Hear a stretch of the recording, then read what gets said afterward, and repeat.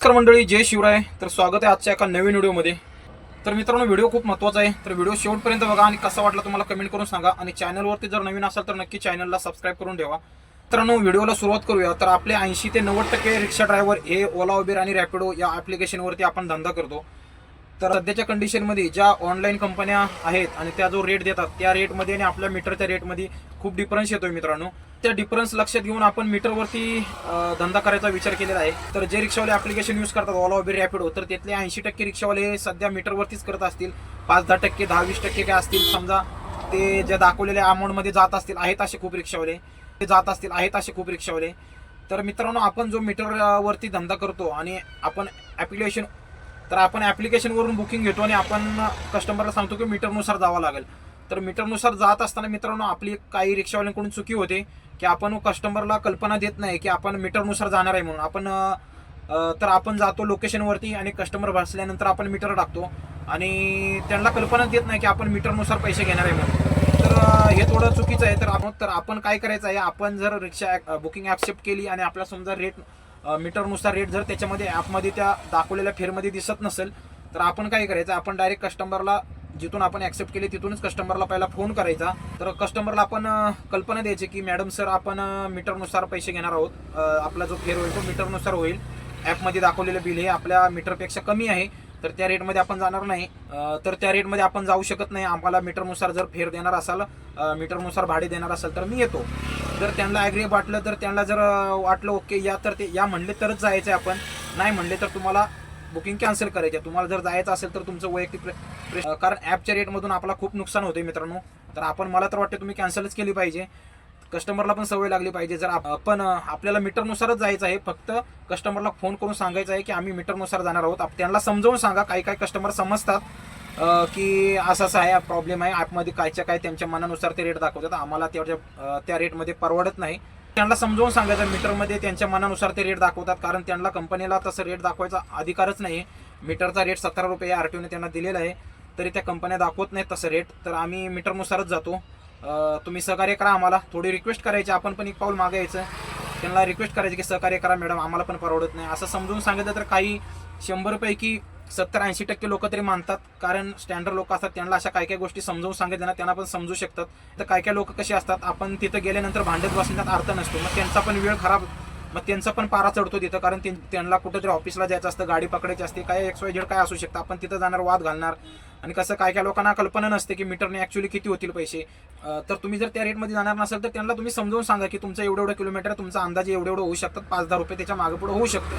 म्हणजे समजा 10 किलोमीटर असेल तर त्यांना सांगायचे मीटरनुसार तुमचं 170 ते 175च्या आसपास होऊ शकतं. आणखीन समजा ट्रॉफिक लागली तर आणखीन पैसे थोडेफार 5-10 रुपये इकडे तिकडे वाढू शकतं. म्हणजे कस्टमरला अंदाज येतो की आपले 200च्या आसपासच होऊ शकतं. त्यांना जर वाटलं ठीक आहे जाऊया, तर ते हो म्हणतील. आणि तिथं लोकेशनवरती जाऊन आपण त्यांच्यासोबत वाद घालतो, तर हे चुकीचं आहे मित्रांनो. कारण तिथं एखाद्या कस्टमरने आपली कंप्लीट केली तर आपण अडकू शकतो. कारण कस्टमरला पण काही अधिकार आहेत. जसे आपल्याला मीटरने पैसे घ्यायचा अधिकार आहे, तसे त्यांना पण आहेत. ते मीटरने पैसे देऊ अगर न देऊ त्यांचा प्रश्न आहे.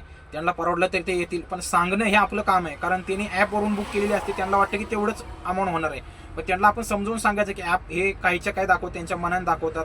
आरटीओचा रेट आहे 17 रुपये असं समजावून सांगायचं तर ते पण मानू शकतात. पण तिथं जातो आपण आणि मग तिथं आपल्याला गेल्यानंतर काय वाटतं की मी एवढं लांबून आलो पिकअपला आणि तुम्ही मला आता नाही म्हणताय, तुम्ही आता कॅन्सल करा सांगताय. मग आपला पण थोडा पारा चढतो. आणि ते पण कस्टमर काय म्हणतं, तुम्ही तेव्हा सांगायचं तुम्ही इथं येऊन आम्हाला सांगताय. तर मग त्यांचा पण पारा चढतो. आपण लोकेशनवरती जाऊन वाद घालतो, त्यामुळं मग त्यांना पण वाटतं मला आता उशीर झाले नाही, हा ड्रायव्हर माझ्याकडे अजून वाद घालतो. तर असं दोघांचं ह्याच्यामध्ये थोडे मिस्टेक होऊन भांडणाला कार होतो. मग त्याच्यात अशा पिंपरी चिंचवडमध्ये परवा 2 घटना घडलेल्या आहेत. वायशेमला आणि एका रिक्षावाल्याने डायरेक्ट वृद्ध प्रवाशाला मारहाण केलेली आहे.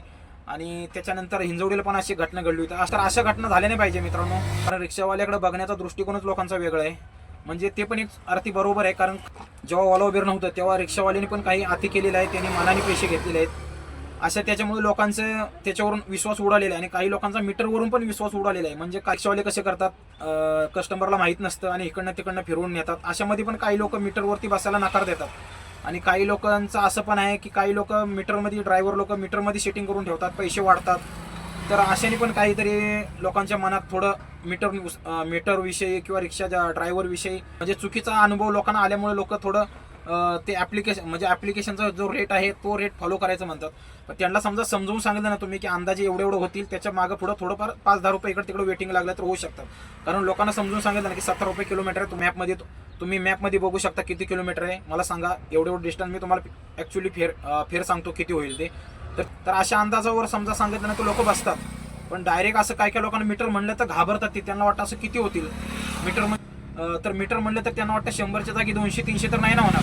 तर असं नसतं होत, त्यांना समजून सांगितलं लोक पैसे देतात. काय काय लोक स्वतःहून म्हणतात मीटरने येणार का. तर आणि ह्याच्यामध्ये ड्रायव्हरचा पण फायदा आणि कस्टमरचा पण फायदा आहे. समजा पाऊस वगैरे असेल, आता काल पाऊस होता तर काल ओलाच्या बुकिंग मी 1-2 मारल्या, तर 5-5 किलोमीटरला आहे ना मित्रांनो 120-130 रुपये ओला देत होतं. म्हणजे इथं ड्रायव्हरचा फायदा झाला, कस्टमरचा लॉस झाला. पण तिथं जर तुम्हाला मीटरची जर कस्टमरला सवय असेल आणि कस्टमर बोलला असता आम्हाला मीटरवरती जायचं आहे, तर कस्टमरचा फायदा झाला. पण तर असं ओला ह्या ऑनलाईन कंपन्या कस्टमरला पण लुटतात, पण हे कस्टमरच्या लक्षात येत नाही. तर कस्टमरनी पण समजून घेतलं पाहिजे आणि ड्रायव्हरनी पण समजून घेतलं पाहिजे. तर या मीटरच्या वादातून अशा खूप घटना घडत आहेत.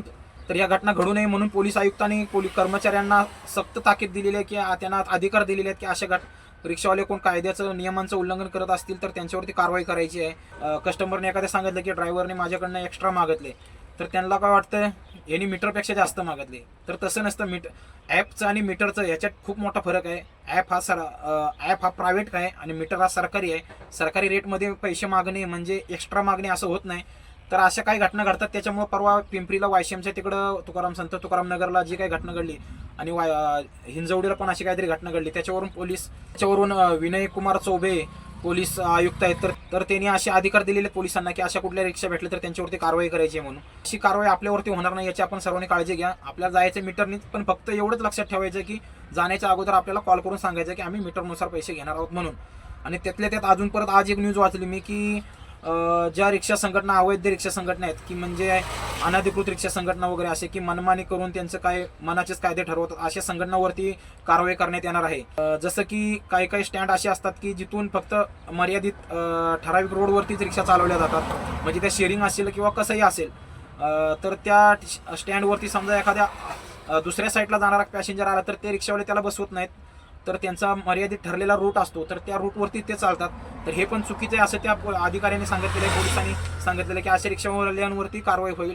रिक्षावाला हा कुठलंही भाडं नाकारू शकत नाही, असा नियमच आहे आणि तो खरा आहे. तुम्ही असं ठराविक रूट असं ठरवून घेऊ शकत नाही. काही पॅसेंजर असे असतात की ते शेअरिंगवरती जाणारे असतात, त्यांच्याकडे मीटरवरती जाण्यासाठी पैसे नसतात. तर अशासाठी समजा काही स्टँड असतात तर ती पोलिसांनी समजून घेतली पाहिजे. पण तिथं पण समजा रिक्षावाल्यांनी पण एखादं स्टँड असं तयार केलं पाहिजे की तिथं अदर म्हणजे कुठल्याही एरियामध्ये जाण्यासाठी रिक्षा अवेलेबल होईल असे स्टँड पाहिजे. नुसतं तुम्ही समजा आता इथं थांबले आणि फक्त ह्याच रोडला आम्ही जाणार आणि त्या समजा तिथं पॅसेंजर कोणता आला आणि त्याला समजा दुसरीकडे कुठं जायचं असेल तर त्याला तिथं रिक्षा जर अवेलेबल नाही झाली आणि तुम्ही जर नकार दिला तर आपल्यावर तशा परिस्थितीमध्ये आपल्यावर कारवाई होऊ शकते. कारण आपल्याला परमिट दिलेल्या प्रवाशांच्या सेवेसाठी तर भाडं नाकारणं हे कायद्याने गुन्हाच आहे. आणि अशा समजा परिस्थितीत समजा आपण सांगितलं की मला ह्याच रोडवरती जायचं, मी इकडं जाणार नाही, म्हणजे कधीतरी प्रवाशांनी सुद्धा समजून घेतलं पाहिजे की एखादा रिक्षावाला समजा घरी चाललेला असतो किंवा त्याला कुठं शाळेत जायचं असतं मुलांना आणायला वगैरे, काय त्याचं वैयक्तिक काम असते आणि पॅसेंजर काय म्हणतात चला मला इकडं सोडा. आणि समजा अशा परिस्थितीत समजा नाकारलं तर पॅसेंजरनी पण समजून घेतलं पाहिजे की त्याला कुठं जायचं आहे. समजा तो स्टँडला थांबलेला असेल धंदा करण्यासाठी आणि तो जर भाडं नाकारतोय तर एक मान्य करू शकतो. पण एखादा रिक्षावाला समजा रस्त्याने चाललाय आणि त्याला तुम्ही हात दाखवून तो थांबला तर समजा आणि तुम्ही त्याला म्हणलात की मला इकडे जायचं आणि तो म्हणला नाही मला जायचंय, तर त्याचं पण काहीतरी प्रॉब्लेम असू शकतो की तो त्याला समजा कुठल्या कामासाठी चालला असू शकतो. पण अशा परिस्थितीमध्ये समजा काही रिक्षावाल्यांचे कस्टमर फोटो काढतात आणि सांगतात की तू भाडं नाकारलं म्हणून तुझ्यावर कारवाई करतो. पण हे असं नाही झालं पाहिजे. रिक्षावाल्यांनी पण काही गोष्टी समजून घेतल्या पाहिजे आणि प्रवाशांनी पण काही गोष्टी समजून घेतल्या पाहिजे आणि पोलिसांनी काही गोष्टी समजून घेतल्या पाहिजे. कारण नियम हे सगळे रिक्षावाल्यांच्या विरोधातच लावतात.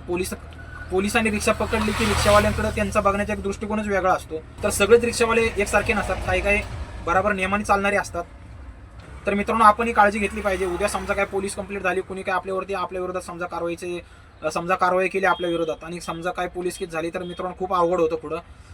तर काळजी घ्या. आपण मीटरवरती धंदा करणं हे काही गैर नाही आहे. फक्त एवढंच की त्यांना कल्पना द्या, नाही म्हणले तर कॅन्सल करा आणि जो आपला जेवढं होता इथपर्यंत आपल्याला वाद टाळता येतील तेवढा प्रयत्न करा आणि आपला धंदा आपल्याला करायचा आहे. फक्त या चौकटीत राहून करायचं आहे. तर चला मित्रांनो, कसा वाटला व्हिडिओ कमेंट करून सांगा आणि हा व्हिडिओ जास्तीत जास्त शेअर करा आणि चॅनलवरती जर नवीन असाल तर नक्की चॅनलला सबस्क्राईब करा. चला भेटूया पुढच्या एका नवीन व्हिडिओमध्ये. तोपर्यंत जय महाराष्ट्र, जय